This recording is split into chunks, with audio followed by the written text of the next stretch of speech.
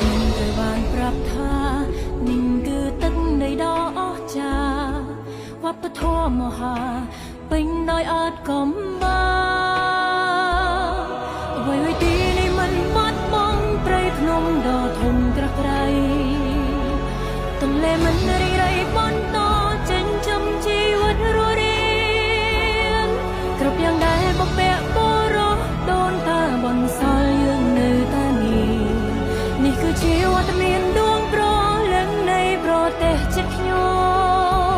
កម្ពុជាប្រទេសខ្ញុំអើយខ្ញុំមោទនាភាពនឹងអ្នកណាទោះឆ្លងកាត់រយលានឧបសគ្គនេះមិនដែលព្រមចុះចា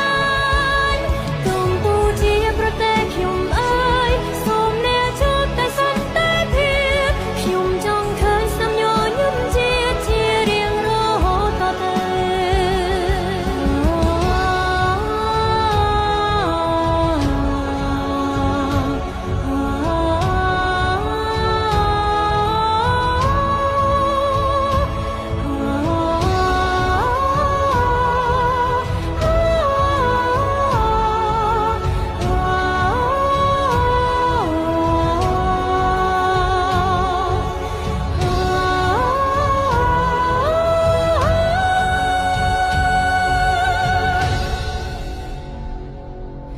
ខ្ញុំបានឃើញហើយថា